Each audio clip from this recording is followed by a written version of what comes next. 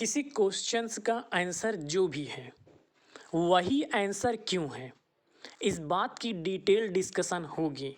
हर questions के answer को detail बताया जाएगा ताकि आपका कॉन्सेप्ट एकदम क्लियर रहे। हाय, मैं वीरेंद्र सिंह और ये विलियम वर्ड्सवर्थ का तीसरा पार्ट है। थर्ड पार्ट है English literature TGT PGT net. तो आइए सबसे पहले डिस्कशन करते हैं फर्स्ट क्वेश्चन का। हमारा फर्स्ट क्वेश्चन क्या है? The experience in the prelude.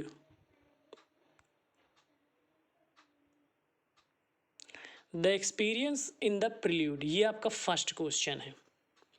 In the prelude begins in sensation, यहाँ एस लगा हुआ है जो कि गलत है, सेंसेशन होगा। एंड इंट्स इन, अब देखिए the experience in the prelude यानी प्रिल्यूड में जो एक्सपीरियंस है वो प्रारंभ होता है सेंसेशन से, संवेदना से, उत्तेजना से। प्रिल्यूड का एक्सपीरियंस अनुभव जो है सेंसेशन, उत्तेजना, संवेदना से शुरुआत होता है और अंत कैसे होता है? अंत होता है थॉट से। तो यानी इस क्वेश्चन का जो आंसर है वो ऑप्शन डी है। और थॉट से स्टार्ट, थॉट से अंत होता है। और ये द प्रिल्यूड, प्रिल्यूड जो है कितने बुक में है? 14 बुक में है, यानी 14 बुक में है। ये एक मोस्ट इम्पॉर्टेंट बात है।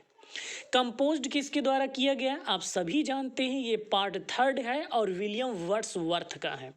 तो कंपोज्ड किया गया है विलियम वर्ड्सवर्थ से। और ये द प्रिल्यूड जो है कब पब्लिश्ड हुई है?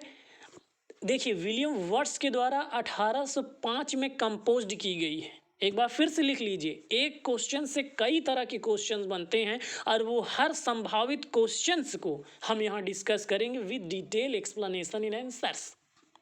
तो 1805 में विलियम वर्ड्सवर्थ ने द प्रिल्यूड को कंपोज्ड किया है और एक्सपायर होने के बाद 1850 में उनकी वाइफ के द्वारा इसे पब्लिश्ड किया गया है, 1850। तो ये हो गया पहले क्वेश्चंस का आंसर जो कि थॉट था। Now we will discuss question number second. Bliss क्या मतलब है? ब्लिस का मतलब होता है स्वर्ग का सुख या परम सुख, आनंदमयी। Bliss was it in that dawn to be alive but to be young was very heaven. हम इनकी हिंदी पे डिस्कशन नहीं करेंगे, ये लाइन बहुत इंपॉर्टेंट है, आप ध्यान दिए होंगे। अब ये लाइन किस जगह पर ली गई है? तो इस लाइन को आप इन 4 ऑप्शंस में से आप बताएंगे कि ये कौन सा ऑप्शन सही है। ठीक है, तो इसका जो ऑप्शन है फर्स्ट करेक्ट है। First option is correct here. First option he correct क्यों है? William Wordsworth had shown the image of his marriage. ये भी द प्रिल्यूड की, ये लाइन जो है द प्रिल्यूड की है जिसकी 14 बुक है और उससे लिया गया है, द प्रिल्यूड से लिया गया है। और हिज मैरिज का कॉन्टेक्ट यहाँ पर रखा गया है, ये लाइंस ली गई है ना, हिज मैरिज प्रिल्यूड से ली गई है। और जानते हैं आप 1805 में कंपोज्ड किया गया है, 1850 में उसके द्वारा पब्लिश्ड किया गया है। तो ये दूसरे क्वेश्चंस का आंसर हिज मैरिज हो गया है। Now we will discuss our next question, and the next question is the sounding cataract. Cataract का मीनिंग होता है बड़ा झरना। हॉन्टेड मी लाइक पैजन, ये जो बड़े झरने का साउंडिंग है, ये झरने का जो साउंडिंग है, ये आवाज़ है, वो मुझे हॉन्टेड कर दिखता है, एकदम पैजन की तरह, एकदम भावों की तरह, जुनून की तरह भाव विभोर कर देता है। तो those lines occur in the poem, किस पोयम में ये लाइन ली गई है? तो ये लाइन किस पोयम में ली गई है? ये लाइन जो है आप पहले खुद बताएंगे कि ये किस लाइन में की गई। तो इसका ऑप्शन नंबर डी सही है। टिंटर्न अबे the sounding cataract haunted me like pigeon, Tintern अबे में से लाइन है। अभी, अबे नहीं अभी, टिंटर्न अभी। ठीक है, तो टिंटर्न अभी, अब इस पे एक बात कर लीजिए। Tintern Abbey written in tightly structured decasyllabic blank. अब ये डिकेज लैबिक ब्लैंक क्या है? यानी टिंटर्न अभी डिकेज लैबिक ब्लैंक वर्स है। एक बार फिर से सुन लीजिए, टिंटन अभी डिकेस लैबिक ब्लैंक वर्स है, ये भी किसी क्वेश्चन का आंसर है, यानी जैसे ये क्वेश्चन दिया इसी तरह क्वेश्चन बनता है, इससे आता है। आपको लग रहा होगा कि ये जो क्वेश्चन है इज बहुत इंपॉर्टेंट नहीं है, लेकिन बता दें टीजीटी 2010 में यही सेम क्वेश्चन आया है। तो डिकेस लैबिक ब्लैंक वर्स है टिंटन अभी। अब ये डिकेस लैबिक ब्लैंक वर्स क्या होता है, ये टेंस लेबल होता है। Decasyllabic blank verse ten syllable होता है। अब ये स्लेबल क्या होता है, ये स्लेबल का मतलब होता है शब्दांश। अब बाकी चीजें तो आप समझ ही गए होंगे। अब यानी इस क्वेश्चन का जो आंसर है वो टिंटन अभी है। Now we will discuss our next question, next most important question. The poet is a man speaking to men. बहुत ध्यान से इस लाइन को देखिएगा, ये लाइन क्या कहना चाह रहा है। तो इसका ऑप्शन कौन सा है, the poet is a man speaking to men. The poet is a man, poet एक मैन है जो बोल रहा है टू मेन, मेन से। इसकी बहुत फीलिंग्स वाली लाइन है और इसके ऑप्शंस जो है किसने कहा है, हु सेड, तो किसने कहा है, बहुत इजी बात है, विलियम वर्ड्सवर्थ ने कहा है, क्योंकि विलियम वर्ड्सवर्थ का ये सीरीज चला, लेकिन वहाँ एग्जाम में ऐसा थोड़ी ना होगा। विलियम वर्ड्सवर्थ ने, देखिए ये जो the poet is a man speaking to men है, ये conversation language in his poetry, यानी विलियम वर्ड्सवर्थ की पोइट्री का कन्वर्सेशनल लैंग्वेज है, उसमें ये बात कही गई है ना। असल बात विलियम वर्ड्सवर्थ क्या चाहते हैं, vulgar words should be avoided, जो वल्गर वर्ड वो अवॉइड किया जाए। Poetry is the spontaneous overflow of powerful feelings, जो स्पॉन्टेनियस ओवरफ्लो हो, किसका हो, पावरफुल फीलिंग्स का हो ना। और should be no artificial, poetry में कोई आर्टिफिशियल ना हो, पावरफुल फीलिंग्स हो, स्पॉन्टेनियस ओवरफ्लो हो, एक कन्वर्सेशनल लैंग्वेज हो उनकी पोइट्री में, तो उन्हीं संदर्भ में इस बात को कहा गया है। The poet is a man speaking to men, who said, William Wordsworth said. Now we will discuss our next question. The title of Wordsworth's first poetical volume is, जो विलियम वर्ड्सवर्थ का फर्स्ट पोइटिकल वॉल्यूम है उसे आपको बताना है। तो first poetical volume कौन सा है, इसका क्वेश्चन कौन आंसर क्या है, ऑप्शन क्या है, वॉल्यूम इज। तो इसका जो करेक्ट ऑप्शन है वो डिस्क्रिप्टिव स्केचेस है, यानी इस क्वेश्चन का आंसर ऑप्शन ए है। The title of Wordsworth's first poetical volume is Descriptive Sketches. अब ये देखते हैं डिस्क्रिप्टिव स्केचेस विलियम वर्ड्सवर्थ है, नो डाउट। कब पब्लिश्ड हुआ है, तो 1793 में पब्लिश्ड हुआ है, नोट कर लीजिए। डिस्क्रिप्टिव स्केचेस जो वॉल्यूम है पब्लिश्ड इन 1793, 1793। अच्छा, डिस्क्रिप्टिव स्केचेस को और क्या कहा जाता है, ये भी क्वेश्चन आ सकता है। कब पब्लिश्ड हुआ, 1793 में, और क्या कहा जाता है, an evening walking and descriptive sketches, ये दो तरह से आता है। यहाँ सिर्फ डिस्क्रिप्टिव स्केचेस दिए, कहीं पे एन यूनिंग वॉक भी दे सकता है, तो वो भी वो सही है, ठीक है। यह had borne testimony to the wealth of his sensory notations, इस तरह भी दे सकता है, यानी टेस्टिमनी है।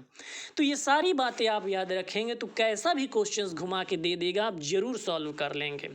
बहुत इंपॉर्टेंट वीडियो होने वाली है, आप इसे ध्यान से देखिए, हर क्वेश्चंस के आंसर को कॉन्सेप्ट एकदम क्लियर किया जाएगा ताकि आपको कोई प्रॉब्लम ना हो, इजीली समझ में आया। Our next question is the prelude by Wordsworth, कोई इसमें डाउट नहीं है, वर्ड्स प्रिल्यूड को 14 बुक्स हैं वर्ड्सवर्थ ने जो है लिखा है।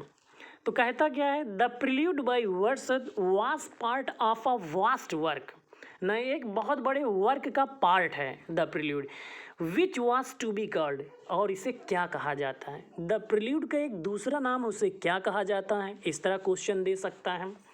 हम इस क्वेश्चन की बात करें, क्वेश्चन नंबर जो अपर में दिया है, vast work which was to be called, क्या कहा जाता है, इसका ऑप्शन आप खुद से सॉल्व करें। तो इसे ऑप्शन इसका कौन सा है, ऑप्शन नंबर बी है, हम ऑप्शन नंबर बी की बात कर रहे हैं, यानी इस क्वेश्चन का ऑप्शन जो है बी है, the recluse, the prelude said by other name the recluse, इस तरह से भी दिया जाता है। The prelude by Wordsworth was written, prelude कब लिखा गया है, 1805 में लिखा गया है। पब्लिश्ड कब हुआ है? 1850 में उनकी वाइफ के द्वारा पब्लिश्ड हुआ है। तो ऑप्शन नंबर बी यहाँ पे है द रिक्लूज, जिसे द प्रिल्यूड के नाम से भी जाना जाता है। Our next most important question is below the still sad music of humanity. एक बार फिर से मैं पढ़ना चाहूंगा, the still sad music of humanity. तो इसका ऑप्शन कौन सा है ये आपको बताना है। The still sad music of humanity कहाँ से लिया गया है? तो इसका जो करेक्ट ऑप्शन है वो ऑप्शन नंबर सी है। अब ऑप्शन नंबर सी क्या है ये आप देख लीजिए। Lines written a few mile about Tintern Abbey. Lines जो written a few mile above Tintern Abbey, यानी the still sad music of humanity Tintern Abbey की इस लाइन से लिया गया है। अब टिंटन अबी की बात आ रही है तो इसको देखते हैं पब्लिश्ड कब हुआ है। 1798 में, 1798 टिंटन अबी।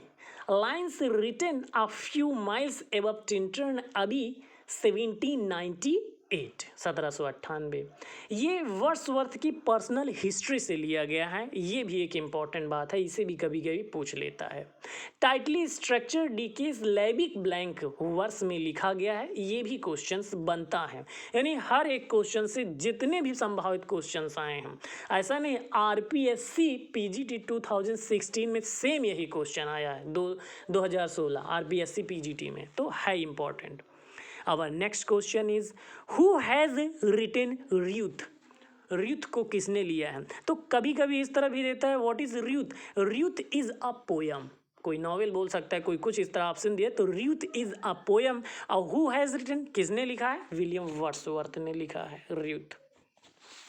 Ruth को विलियम वर्ड्सवर्थ ने लिखा है। Ruth is a poem by William Wordsworth. Our next question is most important में भी मोस्ट इंपॉर्टेंट। क्या कह रहा है? Late nature be your friend. बहुत अच्छी लाइनें हैं। Late nature be your friend मतलब प्रकृति को अपना फ्रेंड होने दो ना। मोस्ट रोमांटिक पोएट थे ये, मोस्ट लवेबल नेचर पोएट थे ये, विलियम वर्ड्सवर्थ की क्वालिटीज़ हैं। तो किसने कहा है ये? कहाँ से ये लाइन ली गई है? In which poem does Wordsworth write let nature be your friend? अब इसका ऑप्शन कौन सा है? ऑप्शन नंबर सी है, यानी द टेबल टर्न से लिया गया है। The table turn. Let nature be your friend, the tables turned. Next question. Getting and spending will waste our powers is from कहाँ से लिया गया है? The words is too much with us से लिया गया है, यानी इस कोटेशन की जो ऑप्शन है वो ऑप्शन बी सही है।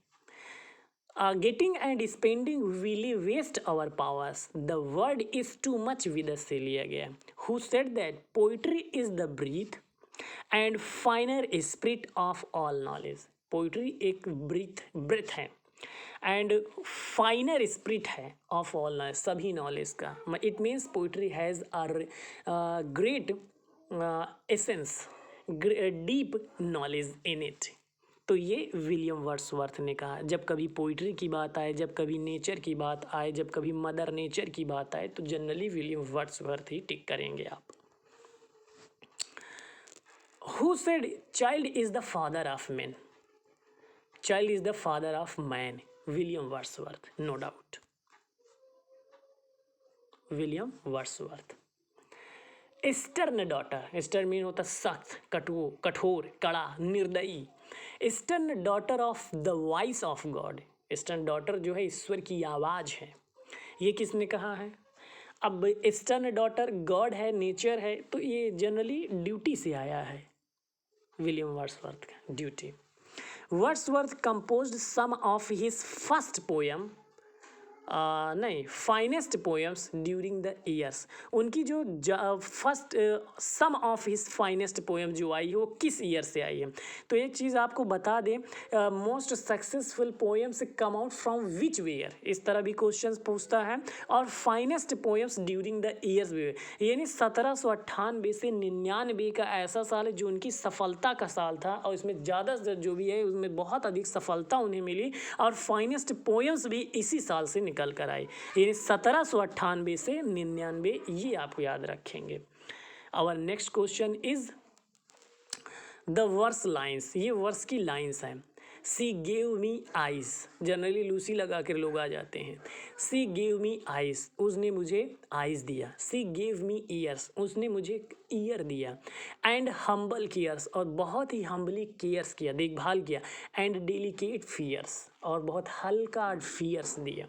ये किसने, ये कहाँ से लिया गया है, किसके लिए कहा गया, वर इन रेफरेंस टू, किसके संदर्भ में कहा गया। तो इस क्वेश्चन का आंसर जरूर आपको आता हो, क्योंकि अब तक आप काफ़ी लिटरेचर पढ़ चुके हैं।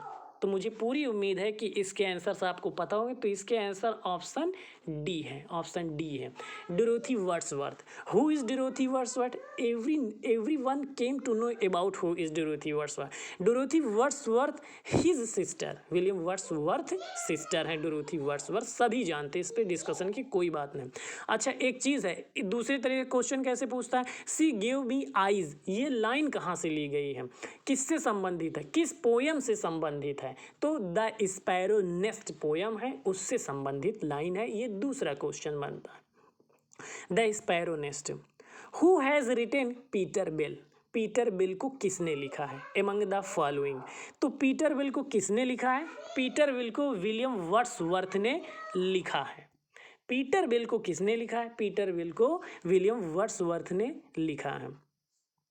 तो इस तरह से आपके ये क्वेश्चंस कंप्लीट होते हैं। मुझे पूरी उम्मीद है आपको ज़रूर कुछ ना कुछ नॉलेज गेन हुआ होगा। अगर आपने वीडियो लास्ट तक देखा है तो 100% 15-16 क्वेश्चन के कॉन्सेप्ट एकदम क्लियर हुए होंगे। अगर आपको ज़रा भी समझ में आया है तो आप वीडियो को ज़रूर लाइक, सब्सक्राइब एंड शेयर करें। Thank you so much.